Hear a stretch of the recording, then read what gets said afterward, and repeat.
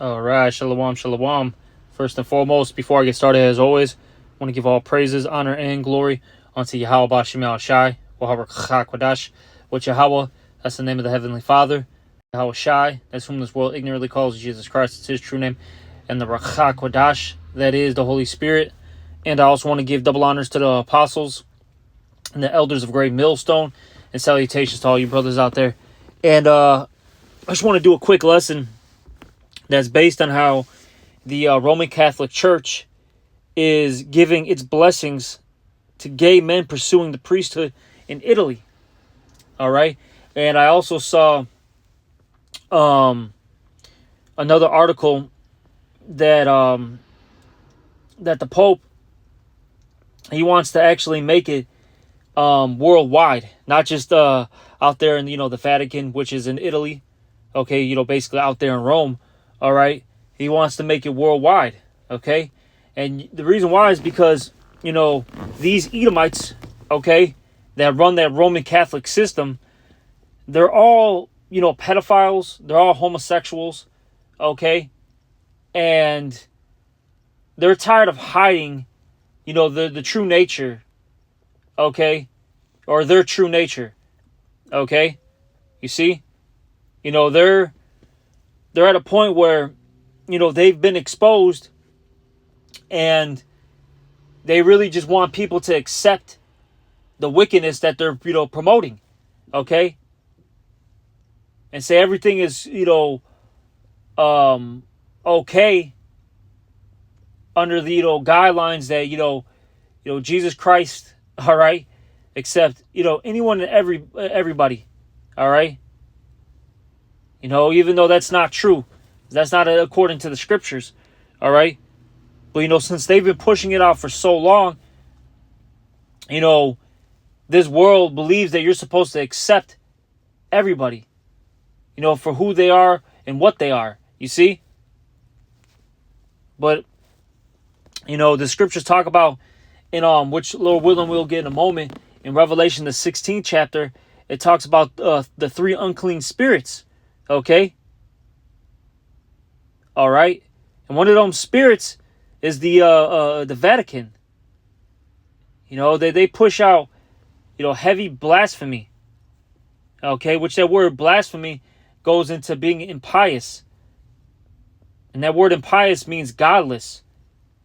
See, this whole system is godless. It's anti-Messiah. All right. And it's not really about righteousness. Okay? But let me get this first. I'm going to start off with Revelation 13:1. And I got to bring this out first. All right? So we can basically get an understanding of what the beast is. Okay? That's spoken about in Revelation. But this is Revelation 13:1, and it reads here. And I stood upon the sand of the sea and saw a beast rise up out of the sea, having 7 heads and 10 horns, and upon his horns 10 crowns, and upon his head the name of blasphemy. Okay, and this basically represents, all right, NATO and EU. All right, and the 7 heads, represent the EU, and the 10 horns represent NATO. Now, in the ancient world, right, the 7 heads, they consisted of several different for lack of words, all right, European empires. You had what is that? You had the Romans, which that's the main one we're going to talk about. You had what is it? Germania, minor, Germania, major. Okay, the Gauls, which are basically the French, so on and so forth. Okay, you see? All right. And like I said, the 10 horns, that represents NATO, which they didn't have. Originally, NATO didn't have all these countries that are involved in it now. They started off with I believe it was 10, if I'm not mistaken. Okay? You see? But let me keep reading. Oh yeah, but the main point is one of those heads though, okay, represents the Roman Empire. And that's a very key thing. Let me keep reading. And the beast which I saw like unto a leopard, and that represents the Greeks. And that was the start of basically Esau's rulership, his kingdom. Let me keep reading. And his feet were as the feet of a bear.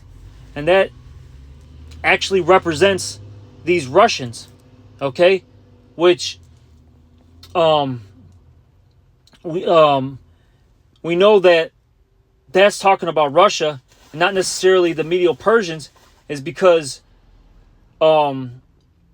basically, you know, when you see something, right, you know, when you start looking at something, you pay attention to what?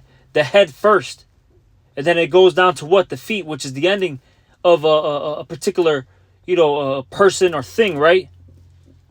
Now, basically, what's going to destroy Esau's kingdom, all right, is those Russians.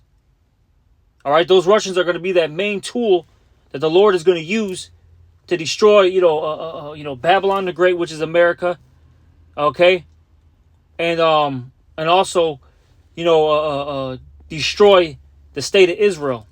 Which I'll say this, just a side note: this the land of Israel is not going to be completely wasted, though. It's going to get hit with missiles, but it's not going to be completely destroyed. All right, like how America is. You see? But let me keep reading. And then it's also spiritual too, because, you know, they do talk about how Russia is a bear. All right? You know, these are all, you know, it's all symbolic. But let me keep reading. And his mouth as the mouth of a lion, and that represents the, England. Okay? And if you notice, all these animals are fierce, ruthless, powerful creatures. And that's how those, Edomite empires were and are. All right? Let me keep reading. And the dragon, which that represents the Romans, okay, gave him his power and his seat and great authority. And I saw one of his heads as it were wounded to death, and his deadly wound was healed. Okay? And that's talking about the Roman Empire. All right, remember I mentioned how, you know, that was the key head that we were focusing on? All right? Look, Rome fell, and it came back through what? America. You see? Now, if you look at, you know, the American culture, it mimics Rome. Everything. You know, when you know you deal with law or you deal with science, right? You got to go into the Latin. They actually force you to deal with the Latin in these, you know, institutions. All right, you look at all these, what do you call those? These political, you know, like buildings such as, you know, the city halls. They're built like a Roman Colosseum. All right. Or it's like the Roman pillars. Excuse me.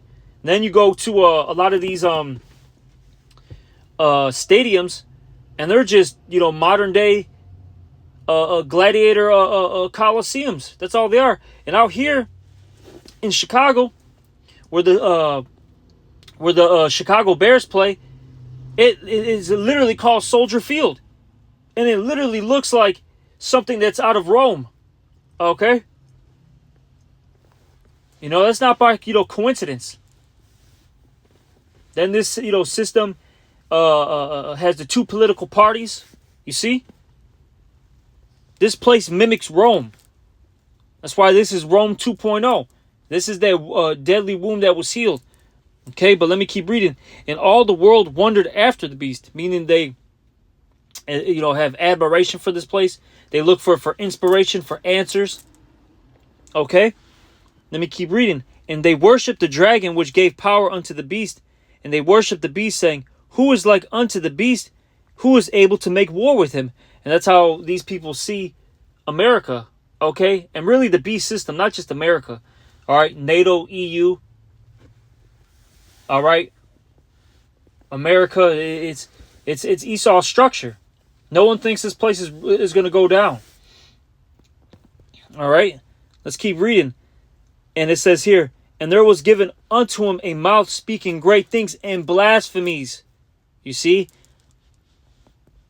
Esau, he was given that power, all right, to go against Yahweh Ba'Shem Yahushai.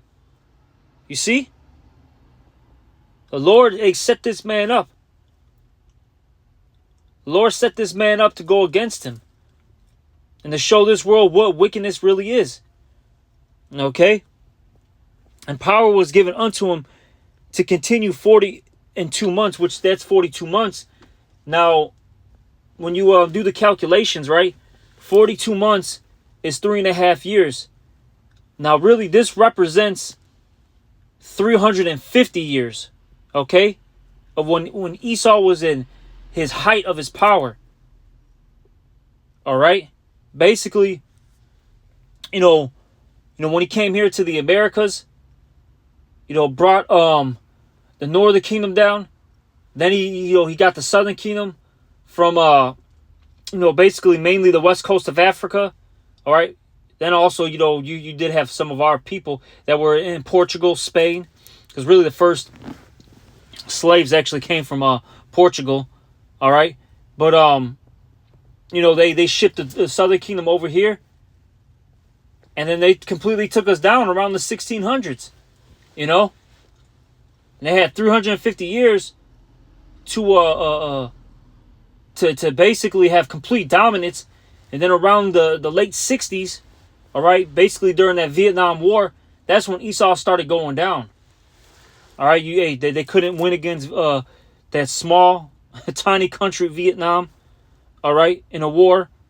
You started seeing the uprising of starting off with Judah, but then you also had, Ephraim, the different tribes,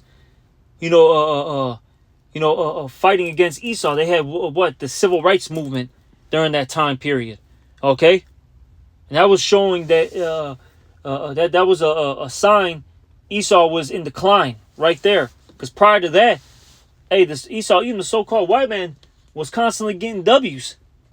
All right, he could do whatever he wanted. But the Lord had a set time for him to start falling, and that's when it did. Okay?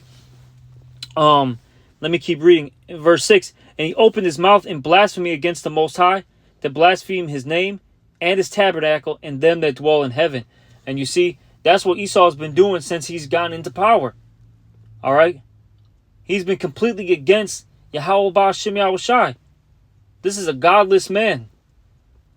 All right? A man that's is actually clean contrary to righteousness, clean contrary to the Most High and the Son. You see?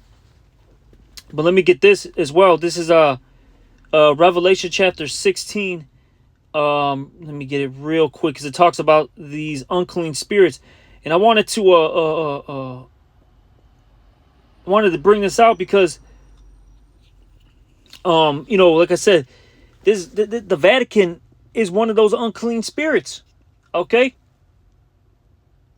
Yeah, you had the Vatican, DC, all right, in London, Hey, those are the unclean spirits. Basically, DC represents the military aspect of it. London represents the financial part of the beast. And then the Vatican represents the religious part of it. You see? And they're completely against Yahweh Ba'Shem Yahushai and the Israelites. All right, but let me read this. This is Revelation chapter 16, verse 13. And I saw 3 unclean spirits like frogs come out of the mouth. And mind you, frogs are an unclean animal. All right, very poisonous. We can't eat them. All right. So it says, I saw 3 unclean spirits like frogs come out of the mouth of the dragon. Okay, that Roman, basically the beast system. All right, we understand it started off, basically with them Romans. Okay? And it says, and out of the mouth of the beast, out of the mouth of the false prophet. Okay, let me keep reading. For they are the spirits of devils. See, they're the deceivers. They're saying that the Vatican is saying that sexuals can be priests. That's against the scriptures. All right. Look, in the law, and it doesn't matter whether it be new or old, the Lord is against homosexuality. All right. And best believe the priests, which were the Levites, they weren't homosexuals. All right? Best believe that. See, this guy, he's a goddamn devil, man. And now he's saying it's cool. And that's because they've gotten caught for so many years. We're going on decades and decades now. It's at a point where it's like, if you believe any of those guys are straight, there's something wrong with you. Now they're just openly saying it. You know what? It's cool. Don't worry about it. God accepts everybody. He loves everybody. And that's false. But Esau's got to push this narrative, all right? So, people can continue in their wickedness. And so people can not get judged, because really he doesn't want to get judged. That's what it comes down to. All right? But we know that that's not true. Yahweh Shema Shai is going to deal with the wicked. All right? But let me keep reading. For they are the spirits of devils working miracles, which go forth into the kings of the earth and of the whole world to gather them to the battle of that great day of God Almighty. All right? But, I just wanted, to show how basically this is one of the unclean spirits. All right? Hey, they speak blasphemy. Like I said, that word goes into godlessness. Basically evil, wickedness. You see? The Lord's going to deal with these Edomites. Not getting away with this. All right, and with that, I'm going to give all praises, honor, and glory unto Yahweh Shema Shai. Also, double honors to the apostles and elders of Great Millstone, and salutations to all you brothers out there. Shalom.